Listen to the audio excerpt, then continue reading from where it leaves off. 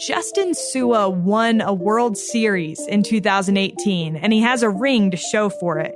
But he wasn't out on the diamond. Instead, Sua had the unique role of preparing the players of the Boston Red Sox mentally for the biggest games of their lives. Justin Sua is a major league mental skills coach who now works for the Tampa Bay Rays. He previously worked as a mental skills coordinator for the Boston Red Sox and mental performance coach for the NFL's Cleveland Browns. A former BYU pitcher, he earned his master's in sports psychology from the University of Utah. He and his wife, Melissa, are the parents of 3 children. This is All In, an LDS Living podcast where we ask the question, what does it really mean to be all in the gospel of Jesus Christ? I'm Morgan Jones, and I am thrilled to have my friend Justin Sua on this week's episode. Justin, welcome. Thanks a lot, Morgan. Looking forward to being with you. Well, Justin, you are one of my favorite people to interview, and I have to warn you and listeners that I have been sick, and so I sound a little bit like a man. Hopefully, you'll forgive me. You'll feel like you're talking to one of your athletes, probably. Thanks for the heads up. Male athletes, just kidding. Well, first of all, I haven't talked to you since the Red Sox won the World Series. You're not with the Red Sox anymore, but what was it like to be a part of a World Series winning team? Oh my goodness. To have the vision that you're going to go out there and you're going to win the championship in a sport at the highest level, at professional sports, the goal is always to be the last team to win at the end of the season. And it has been such a long journey. I think in 2014 or 15 or so, we actually had one of the worst records in all of baseball. And then to see us just kind of slowly climb back and to develop young players and to see those young players turn into the stars on the team, it was surreal, actually. And it was just it was a wonderful, wonderful thing to experience and to be a part of. Yeah. Well, and I can only imagine the role that you played. I mean, obviously you're not out there on the field, but to recognize growth in the player's mentality and kind of developing that winning spirit, that has to be pretty incredible to witness. Yeah, because a lot of times, and it is, you said it perfectly, what's neat to be part of a team, everyone has their role. And from the strength and conditioning coach to the athletic trainer to the hitting coach, the pitching coach, even the clubhouse managers I'm so grateful to have had a small part in this huge cog to help, even if it was just 1%, 0.5%, to help one player at some time, both on or off the field. And it was really neat to see, and it all come to get, at the end of the day, it was all put together to be able to hold up a trophy for the entire organization. It was amazing. Yeah, it's like the stuff dreams are made of. I feel like it's like everybody dreams of being a part of something like that, and maybe not in the capacity. You know, in your situation, you were a baseball player. And so maybe you dream of it in a different way, but what an incredible experience to be able to have. Yeah, it's so funny because I grew up wanting to be in the major leagues and wanting to win a World Series and wanting to be on that field and doing that. But it's funny how the things work out and was able to do it a different way. Never would have thought that's how I would win a World Series ring. Is not often. I never thought that was even a possibility. And so it was neat to see when you look at the World Series now, we're my World Series ring now. You're just like, wow, who would have thought? And it's funny to share that with my parents and those who were with me, especially when I was younger and always wanted to be a World Series champion. It's funny to see how it worked out a different way than I thought. For sure. Well, now that we've got that out of the way, I think you have such a cool job. And whether it's with Tampa Bay or the Red Sox, I think your job is like the kind of job that grown men would pay big money to have, much less get paid to have. So you are a mental performance and leadership coach.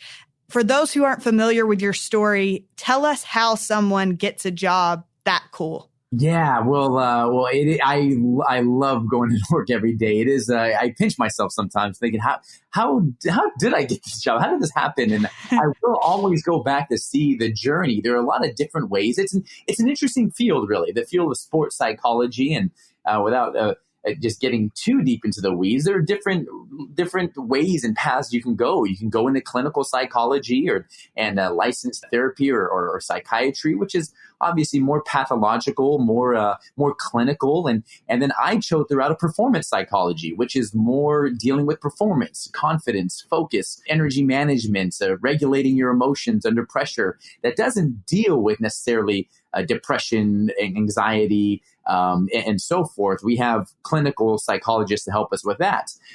It all started. I was a sports broadcaster going to BYU to get my degree in sports broadcasting. Vi Sikahema, who's known in the church, who was the first one who introduced me into that field. And while I was playing baseball at BYU, was getting my degree to go that way. And after my internship with NBC Sports Los Angeles, my wife and my son, Jerem, we were in LA, and I decided, you know what? I don't want to do broadcasting. I want to teach. And so I actually moved back to Utah to be a seminary teacher. So I was a seminary teacher for the youth of the church for 5 years. When I got my master's in sports psychology, while I was teaching simultaneously, once I got my master's, I left teaching seminary to open up my own consulting practice. And then from there, started work one-on-one with individuals. And a friend of yours and mine, Chelsea Hightower, I had the chance to team up with her. And then from there, worked with soldiers in the Army. And then from there, went to a place called the IMG Academy, where I worked with high-level youth athletes, training their mindset, and then helping the parents to help their children train in elite mindset. And then from there, the Red Sox called, and then the Cleveland Browns, and then the Tampa Rays. And so it's been quite a whirlwind. But to keep it, if anyone's interested, I would Google sports psychology and look into getting a master's and a doctorate in performance or sports psychology. That's the way to get in. Yeah. Well, I think it's so interesting looking at how in many situations, I think this is true, even in my own life, where you have every intention of kind of going into a different field, but then stuff happens and you find yourself somewhere completely different than where you imagined, but also somewhere that you know God led you to. Oh. And I think we see that with your story for sure. Absolutely. It was so funny, and not funny, but as I'm driving, I am working for the military in base station at Fort Sam Houston in San Antonio, and got this phone call from the IMG Academy. And I'm driving on the freeway, and we were comfortable there and doing this. And this was going to take our family on a completely different path, still in sports psychology. But I remember just kind of questioning everything, wondering what's going to happen, how's it going to go. IMG is bringing me to Florida, and it was my mom who over this told me, she goes, you need to remember that IMG's not taking you to Florida. The Lord's taking you to Florida. And that was in that moment, helped me keep things in perspective and remember and realize that, yeah, you're just as you said, the Lord is shaping and creating paths and opening doors and closing doors. There have been many things that I didn't get that I thought I was gonna do. And a lot of times I've learned that lessons by looking backwards and saying, wow, had I gotten what I wanted at that moment, that wouldn't have I wouldn't have had the opportunity to do what I'm doing now. And so yes, that has been so true in my life as well. Yeah. Can you give people an example of one of those doors that kind of closed that led you to something else? Yeah. So what I wanted, growing up at first, there have been a number of different doors that have closed, from not getting into a baseball university I wanted to get into, playing college baseball, whether with Cal State Fullerton or USC or UCLA, those big schools, not getting drafted in the professional baseball. I was absolutely crushed that didn't happen. I applied for a PhD at BYU, a number of different PhDs, but the one at BYU in religious education was the one that particularly crushed me, especially because that's the route I thought I was going to go. I wanted to be a religious educator and do that, and to not get accepted there, that crushed me. And numerous some teams that when I was at the IMG Academy, I was going to go jump on to a company and be their mental skills coach for a company. At the end of the day, they're like, no, you're not a good fit for us. And that was crushing and at the moment. And I thought, wow. And it had any one of those things. And then even fast forward to closer, NFL teams, Major League Baseball teams, to sit down and interview and to look the general manager or the owner in the eyes. And then for them to say, no, we're not, you're not going to be right for us. Yeah, I've had a lot of doors closed on in my face, thinking that was the direction I was going to go, almost counting the eggs before they hatch. And am so happy and so grateful that that some of those that they didn't open. Who would have thought that would have led to this moment? I can go back and say, wow, if that would have happened, I wouldn't have been here. I wouldn't have been here. Wouldn't have met my wife. Wouldn't have been with the Red Sox. Wouldn't have been with the Browns. And so yeah, I've had a lot of opportunities to learn from closed doors. Amazing. I think it's so cool to listen to you talk about those things, because it's like those are like pretty strong forms of rejection. And yet you've taken those and they've turned into such positive things. And I think as people are listening to this episode, I'm sure that they can hear in your voice some of the things about you, Justin, that lend themselves to succeeding in this type of capacity. But what about your personality do you think has led to being so successful in your career? Oh, my personality. I think just naturally, just growing up, one thing that you learn in behavioral psychology and in human performance is just the importance of your environment when you're growing up. And a lot of them, I come from parents who, my father was an immigrant from American Samoa. My mom didn't graduate high school, and they ended up, my father ended up going and playing professional baseball. They ended up creating and running a multi-million-dollar business. Once again, my mom not having graduated high school, she was the co-owner and VP of sales and finance. And my father was didn't graduate college, and here they are having a 150 employee company and really teaching us kids just a lot of powerful, important values, both in life and also obviously from the gospel as well. But I think one thing that I learned and I try to adopt and copy from them is number one, this perpetual optimism. They were just always positive. Their outlook on life, no matter how bad things were and how bad things got, they just knew that things were going to work out for our good, our family's good. And I think that's something that I have copied and adopted and absorbed just naturally, not because of my degree and not because of anything I've read necessarily or studied.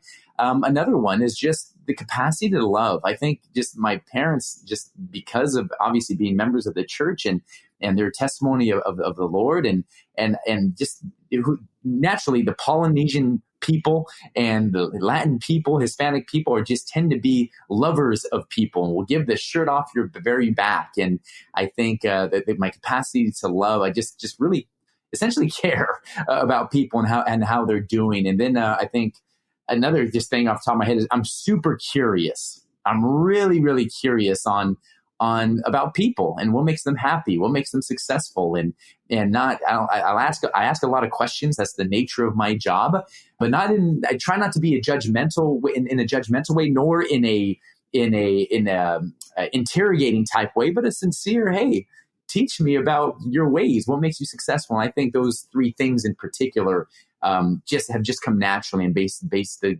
just part of my personality. Yeah. And I think I can definitely see how those things serve you well, regardless of your career. I want to touch on one in particular. You mentioned the capacity to love people. And I have been the recipient of that love from, you mentioned Hispanic culture. I served a Spanish-speaking mission, and literally a lady that we were teaching gave me the sandals off her feet because I told her that I thought they were cute. And so I think that there is different cultures have a capacity to love. And I definitely think Polynesian culture and Hispanic culture, they are so good at loving. But in your career, Justin, recognizing what we know as members of the Church of Jesus Christ of Latter-day Saints, that everyone, and many different religions obviously know this, but we are all children of God.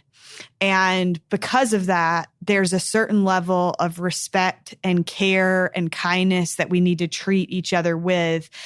I wondered if you've had opportunities to share your faith and your belief in God, maybe as you're working with these athletes and seeing them as children of God? Have you had opportunities to kind of share those things with anyone in the sports world?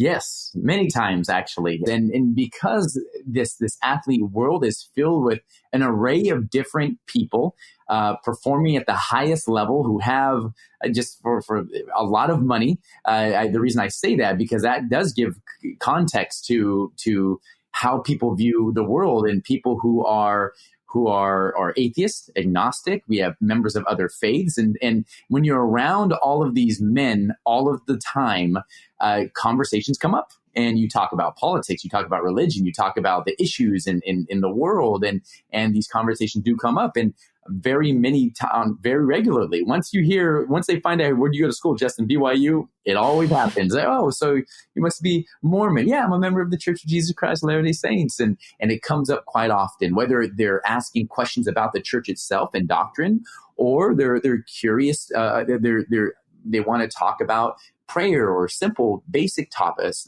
subjects, prayer, scripture studying, and going to church and Sabbath day. And so it comes up very often. I have had players.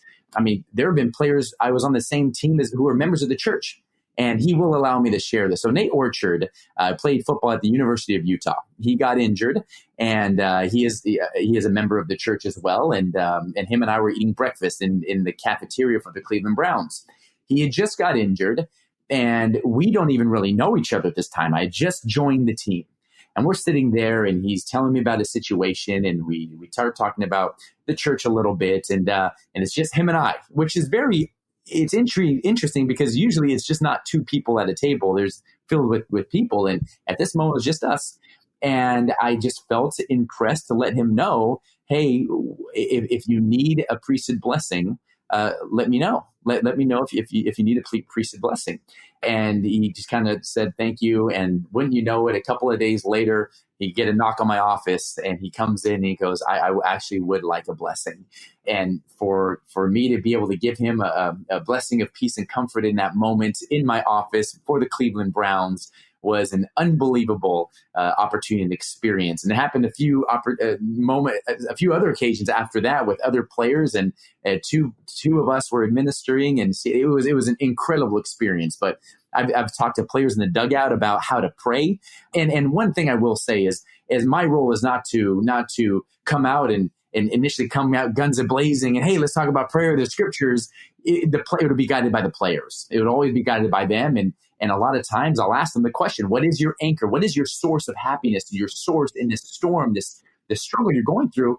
And if they say my faith, or if they say Jesus Christ, or if they say the gospel, then I'll explore more. What do you mean by that? And they'll talk about scriptures and their testimony, their relationship with the Lord, and prayer. And that's when we'll get a little bit deeper into gospel principles, and we'll talk a little bit more about it.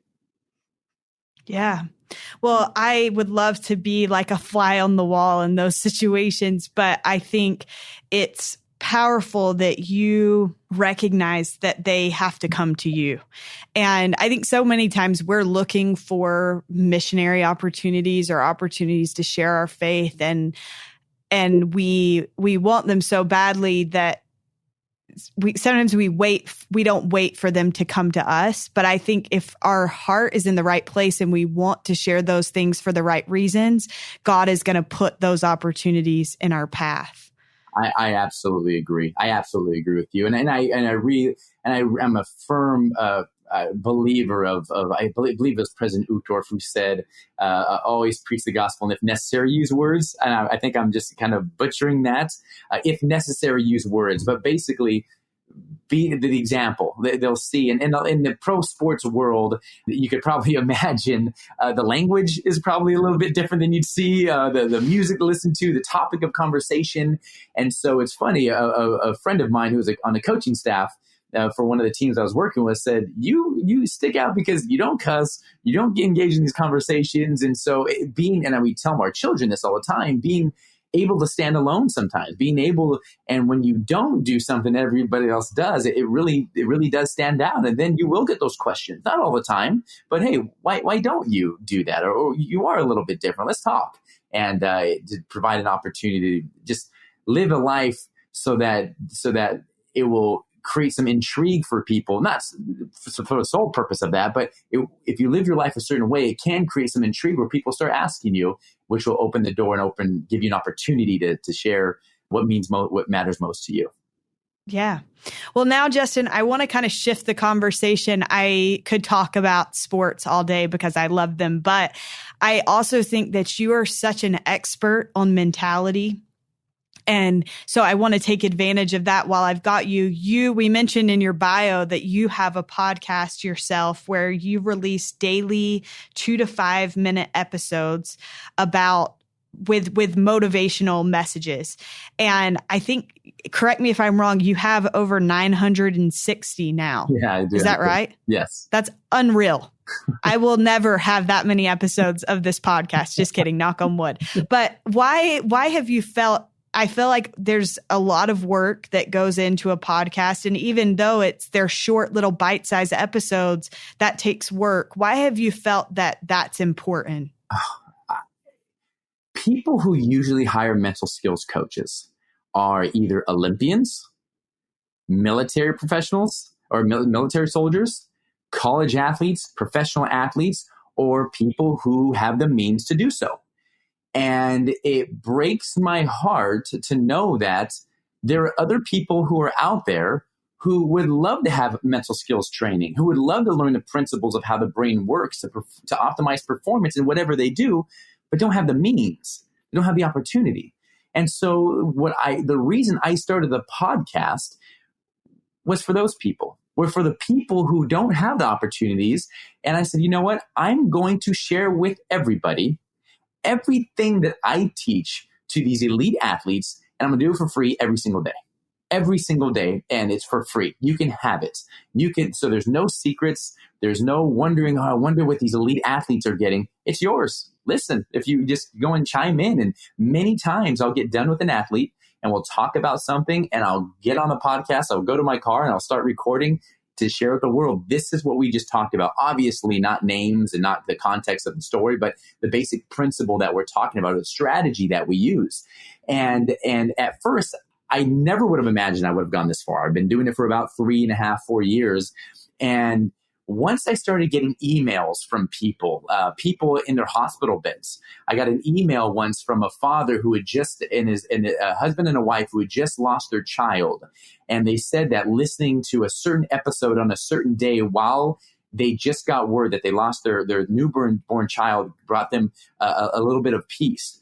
That was earth-shattering to me, to think that, wait a minute, it wasn't intended for that. And to know that there are some people who aren't athletes, who aren't parents, who aren't coaches, but they just listen to it as they get ready for work, that inspires me. And that's what keeps me going every single weekday. And there have been moments where I've been like, I don't know if I can do another one. And then next thing you know, I get a little message from someone. Thank you so much. They inspire me. And that gives me a little more inspiration and drive for the next 3 months worth. And so it's been quite a journey.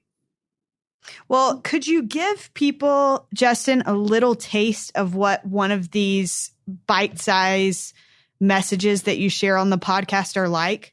Yeah, absolutely. I'm putting you on the spot, but absolutely. I think I'll go today's, for example. I'm sorry, we'll go Fridays. Fridays, for example, this past Friday, episode I believe 963, talking about focusing on what you can control. And I know that's such a cliche, but I really try to operationalize it and make it tangible. A lot of people, the reason they don't perform at the highest level is because they focus on things they can't control. And the axiom we talk about, the principle we say is that things you try to control but can't end up controlling you. And a lot of times these things you can't control are the past, is the future, or even other people. And you start comparing yourself to other people. And I always say sometimes the worst thing is to compare yourself to your old self. I used to be able to fit in those clothes. I used to be ambitious. I used to be a go-getter. And then we start to spiral downward. And in this episode, we do a little exercise where I have the listener write down all the things that they can't control. What are these open tabs in their mind that they keep worrying about, but they have no control over? And then you write it down, and you just just expunge it from your mind, and then to identify and to write down, okay, what can you control? And as you look at the two lists, you'll see that the list of things you can control is very small, a lot smaller. It could be your attitude, your efforts. It could be your ability to work with others, your outlook on things. But as you focus on that small list, you'll see that you'll be in a much better position to be where your feet are and perform at your best. And so that's just a kind of a little example. That was just today, and it was only about 3.5 minutes long, quick to the point. And then we're moving on to the next one. And so that was just a little example of one. I love that. Such a good thought. So I had the experience last week, for those listening, of interviewing one of Justin's 3 children, his youngest daughter, who is 11 years old and was just in a major motion picture. And I have to tell you, Justin, I was so impressed with her. She's great. She is the most darling. I was going around our office and letting people hear the audio clip, because I was like, this is the cutest child. But I was struck by how articulate she is, and how, for lack of a better term, you've written books about mentally tough teens. And I'm like, this is a mentally tough 11-year-old girl. And I've seen other things with your other children on Instagram and different things, but it's obvious that you have kind of taught them these principles and that they're applying them in their lives. In your own home, what have you done to try to strengthen the mentality of your children?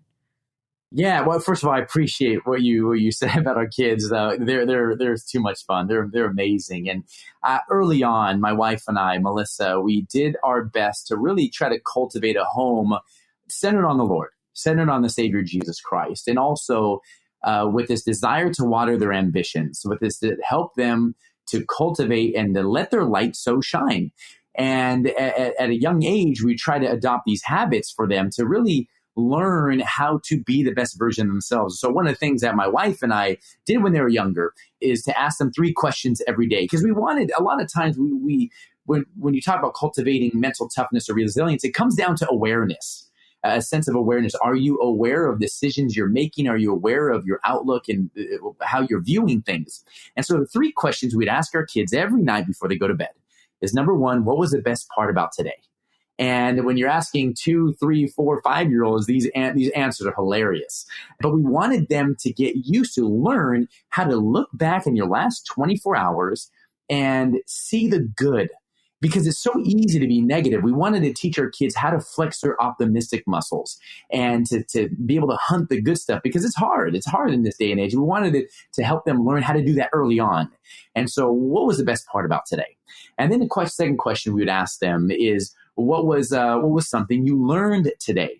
And we want them to help them learn from lessons. And we could have easily asked, what was something you didn't do good today? But we wanted to teach them is that you can learn from successes as well. Not only are you going to learn from your failures and learning from things that don't go well or go right, but you can learn from your successes. And you can learn from your brother and sister, and you can learn from other people. And so were fun answers as well. And then the last one is, what are you going to do better tomorrow? My wife and I wanted to help them just kind of be able to identify, okay, what even if it's one little thing, 1 small percent, what can you do to be better tomorrow? And they would say things like, be nicer to my sister, be nicer to my brother, or be more obedient to mom. And you know what? They're not perfect. They're going to go, and none of us are. They'll mess up, and then we'll go and we'll recap it the next night. And I think that little exercise right there, one of the things one thing that we did really helped them. And again, I don't know. I don't have any scientific evidence to prove, but we really wanted to help them cultivate that. And that's just one exercise that we would do with them, just to kind of help them with that. But yeah, we like to do some fun things to try to help them out. Yeah. Well, and I think that I love that because it's such a practical example. Why would you say, Justin, that it's important for parents? So I want to now kind of shift to us as adults. Why is it important for parents or adults in general to model the importance of mentality for the next generation? Yeah, that's a really good question, because I believe it starts with mom and dad. One thing we learn about child behavior growing up is kids don't create habits. They don't create their self-talk. They adopt them. They copy them. And so a lot of times a parent's response to stress becomes the child's response to stress. What a parent says to their child and the words they say to their child and about their child ends up forming into the words the beliefs that the child thinks about themselves. And when I used to work with youth all the time, you would hear them say things about themselves. Or I'm dumb. I'm bad at math. I'm terrible. I have a terrible backhand. I'm slow. I'm never going to get this. I'm like, why do you say that? Oh, because my uncle says that, or my mom says that, my coach says that, my dad tells me that. And they're not trying to throw their parents under the bus. They're being absolutely sincere. That's just the feedback that they're getting. And so as parents, and again, it's so hard to be a parent. We know we are not perfect and we mess up all the time. And there are moments where my wife and I are praying at night, we're thinking, Heavenly Father, please erase the memories of our kids so they do not remember how we were acting and how we were being. And I think that's huge. And I think another thing that we try to do as well, but for learning, is learning to tell your kids, hey, we messed up. Our fault. We messed up, but we are sorry. That was a bad example, bad what we did. And so I think you're right with this question, placing such an emphasis on it. And there's something called emotional contagion. Children will catch the emotions of the parents in the room, and they'll adopt they'll learn those same neural patterns and adopt those same habits, and it'll perpetuate when they become parents, and then they become parents. And so how parents think, what they say, how they act, how we act, and how we do that is huge for the development of our kids. That is so fascinating to me. I think that for me, I've noticed even as an adult, so I don't have kids. And first of all, when you were talking about how hard it is to be a parent, my heart just like goes out to parents. I'm like, that is a tough job. You're on one like 24/7. You're never have an off time. And your kids are looking at everything that you're doing. And there is, like you were saying, there's like a feeling in the room that's created. And so I think it's interesting to think about how a parent's behavior or mood or whatever can affect a child. Yeah, and go along with that, what I love is, so if there's a parent listening to this and they're thinking, oh no, I messed up. Or if there's someone who's listening to this and they think, oh, okay, it's my parents, it's not me. Or they're thinking, oh, now I'm lost because I had a bad childhood growing up. That's why I'm so grateful for the gospel. That's why I'm so grateful for the atonement. It's because if you're a parent and maybe you do want to make changes, yeah, we can study neuroplasticity. We can study the science and art of behavior modification and change. Yeah, that's there. The science is there. But what's even more important, deeper, even in greater impact is the gospel. How the Spirit can change hearts and the Lord can change you through the power of the atonement. You can be changed. And regardless of your upbringing, let's say you didn't have a good upbringing, didn't have a good environment, you can still be created. You can still evolve into and become the best version of yourself as you continue to live close to the gospel and allow the Lord to change you despite your difficult upbringing, despite maybe your parents weren't the best examples, but you can still live a happy, fulfilled life because of the gospel and because of our Savior, Jesus Christ. Yeah. I think that this topic of strengthening our mentality is of particular importance right now because I think there are so many things attacking our mentality. Social media, I feel like we bring up social media in every episode of this podcast, but I think it's because it's affecting every aspect of our lives and in particular our mentality. So for those listening, Justin, could you give a few basics of how to strengthen your mentality? Yeah. I think if I can give just kind of a global umbrella principle, there's great research out of Stanford. Dr. Carol Dweck did it, and she wrote a book called Mindset.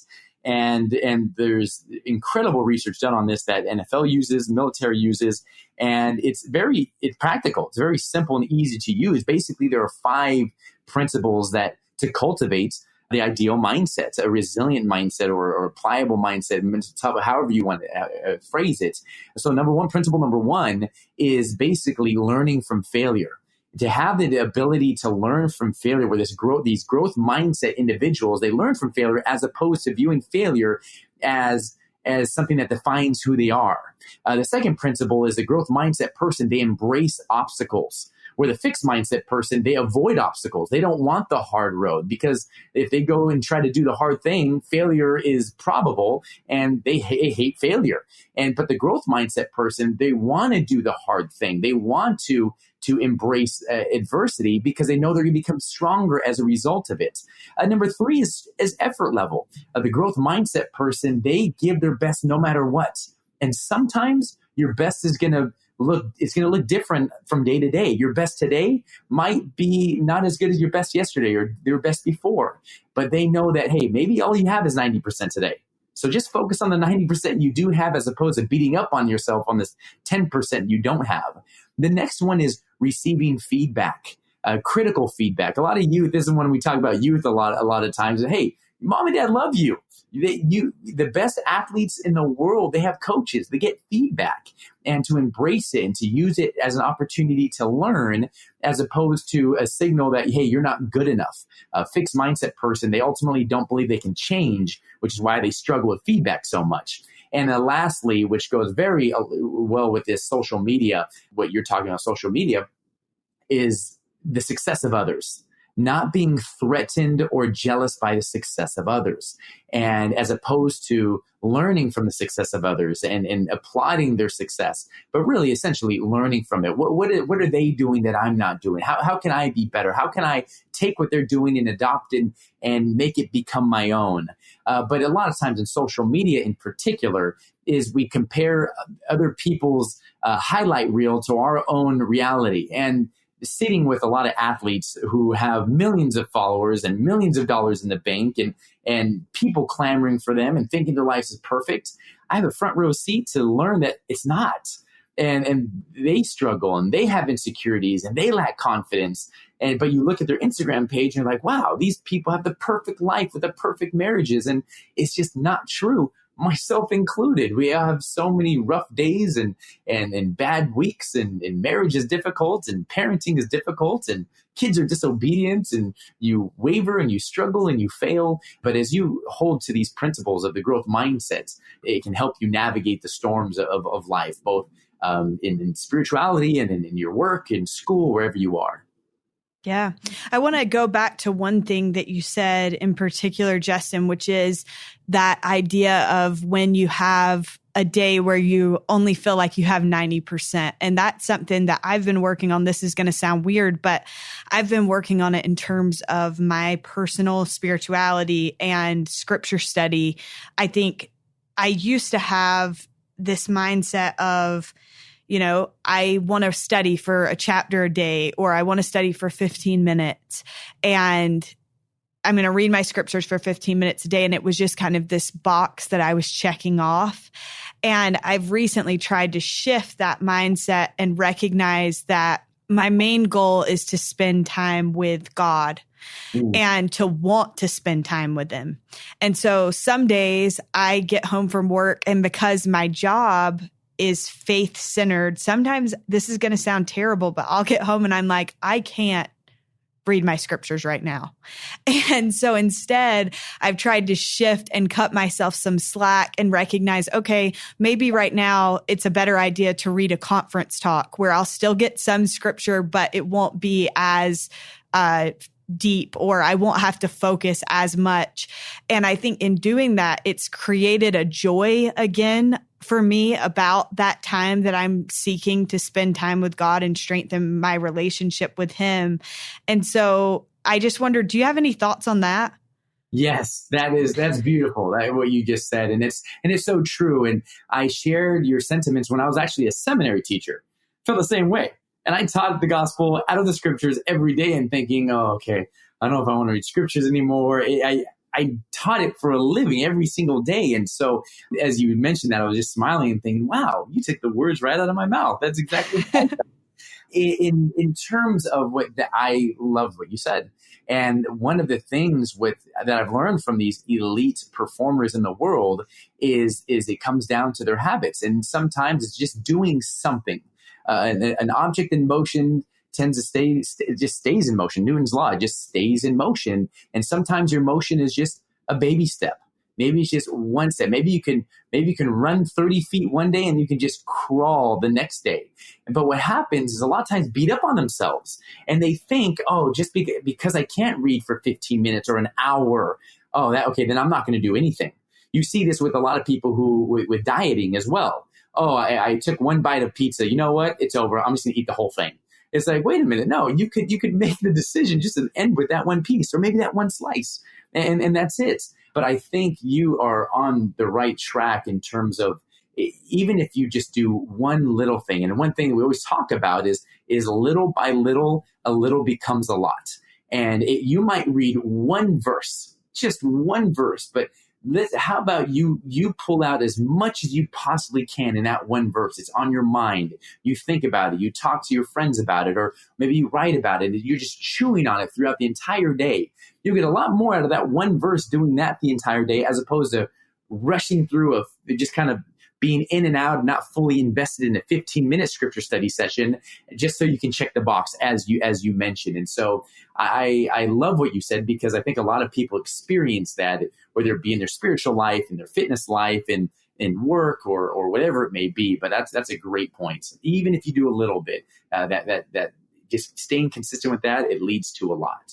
Yeah, I think that's one way that faith is a kind of a testing ground for building a strong mentality. Do you have any thoughts on what role faith plays in cultivating this mental toughness? Yeah, I think that's a really good question, because first of all, a lot of people ask what mental toughness is. Like, what exactly is that? And for me, I think it's a number of different things. That mental toughness is motivation is in there, confidence is in there, resilience is in there, and different components of that. And so it comprises of a lot of different things. But I think faith in mental toughness, faith is, as we know from the scriptures, is believing things that you cannot yet see. And that's a lot of times mental toughness. These athletes who I work with, they work so hard, they train so long, and they surround their lives around something that they can't really, they believe it. They know they can be the best in the world. They know they can win the championship. That's why they work so hard for it. However, they're hoping for it. However, they haven't experienced it yet. They haven't touched it yet. Some have won championships, but those who have not, they haven't experienced it. So they're working so hard for something, for that wonderful thing at the very end. But here's the cool thing that ends up happening. As they end up realizing, as they get lost in the journey, they find joy in the journey. They find pleasure in the process and power in the push. And I believe that's the same thing with the gospel as well. You end up, the reason we read scriptures and go to church and have family home evening and say our prayers, a lot of times it's leading to eternal salvation. That's what we ultimately want. That's the prize. But as we get lost in the moment and do it every day and find joy in it, you end up finding that the prize, that becomes the prize. Scripture reading and feeling the Spirit, that becomes the prize, and you yearn for that. You want that, and as opposed to constantly questioning yourself and wondering, am I going to get there? Am I going to get there? Am I going to constantly checking your spiritual temperature? I think as you have faith in the process and do everything you can and build your life with these heavenly habits around you, you'll end up finding that you can be happy in the moment. You're going to find joy in keeping the commandments and doing what the Lord asks. And that becomes, that's when the magic happens, and when the Spirit is filling your life, and it becomes palpable and tangible, and you wake up excited to do it the next day. I love that so much. That's something I am so passionate about, is this idea of experiencing the joy of the gospel. And I think that you're right. Sometimes we get so caught up in what's the next thing that I have to be doing that we don't even stop to feel the joy that can be found in it. And so thank you so much for sharing that. Before we get to our last question, I wanted to ask you one more thing in relation to the gospel. We talk a lot in the church about having standards and morals. And I feel like especially today's youth are coming up against a lot, but even adults, I think even as adults, maybe we're coming up against even more than past generations have in terms of decisions where we have to be able to choose the right. How would you say that trying to work to build a a resilient mentality helps us choose the right under difficult circumstances? Yeah, I love this notion that this correlation between faith and standards and decision making. And ultimately, that's what the best in the world are able to do. They're able to make these difficult decisions under dire circumstances. And one thing that the Navy SEALs lives by is you don't rise to the occasion, you sink to the level of your training. Or in other words, you sink to the level of your habits. And I truly believe, I'm a firm believer, the power of habits and cultivating habits that will help you make decisions and deciding early. And I think you're right with the world we live in, to create a set of non-negotiables for yourself. And one of the things that elite performers do at every level in any domain is they have a game plan. They know how they're going to act and how they're going to be. They know who they are, first of all. They know their strengths, they know their weaknesses, and they know what they want, number two, and then they create a set of behaviors or habits around those things that will help keep them on track. And so someone who's listening to this, if you want to make better decisions in this world that we live in, that's where the line is starting to become blurred in certain places, what can you do to build your life? We get 86,400 seconds a day. 86,400, that's it. And every day matters, just for today. All you can control is today. If you can build a life, one day, with habits that will help you keep things in perspective and help you keep things in track, what would those habits consist of? Where would you need to place them in your life? And as you do, and as you begin to execute those habits, and you want it to be easy enough where you can execute them. A lot of times people create these elaborate, hard to do plans and they suffer paralysis by analysis. Now they don't do them because they've created this difficult task. Keep it simple. Keep it simple, whether it be prayer, scripture study, family prayer, whatever you need, the music you listen to, and then create those habits. And then which sets your mind up and your heart up to be able to hold true to those non-negotiables, those standards that you set for yourself when adversity strikes. And you want to make these standards easy enough to where when you travel on vacation, when you go on a business trip, no matter where you wake up in the world, if you travel a lot or if you're sick or whatever, you can still execute the great majority of them. And so that's what I would say, to be able to make good decisions in this very difficult time of life is to create a set of non-negotiables, identify who you are, identify what your strengths and weaknesses are, what do you truly want, and then build some habits around your day, every single day, to help you win the day and to put yourself in the best position to succeed. Thank you so much for sharing that. Before we wrap up, Justin, I just have one last question for you. And before I say this, I just want to thank you. Thank you so much for sharing these things that you have worked so hard to understand and sharing them both today here with us and then also on your own podcast, because I think that's definitely helping people. But before we finish, what does it mean to you to be all in the gospel of Jesus Christ? When I think about all in, I think about no retreat. I think about being in it for the good and the bad, when you're at your best and when you're at your worst. And I think all in is doing your absolute best to be the best version of yourself, a version that's the best disciple of Jesus Christ you can. And it's going to look different for everybody. And it's going to look different at different times of your life. But if you just commit to say, you know what, I'm going to do the best I can to be a disciple of Christ today. And I think your behaviors, your thoughts, your words will begin to flow from that. And I think that's what all in looks like for me. Perfect. Well, thank you so much. And we'll look forward to rooting for the Tampa Rays this year. Nice. Sounds great. Well, thank you so much, Justin. We'll talk to you soon. Sounds good. Thank you. Big thanks to Justin Sua for joining me on this week's episode of All In. To learn more about Justin, you can find him on Instagram or listen to his podcast, Increase Your Impact. We will link both of those in our show notes at www.ldsliving.com/allin. Thank you so much for listening, for your ratings and reviews, and for sharing this podcast with your friends.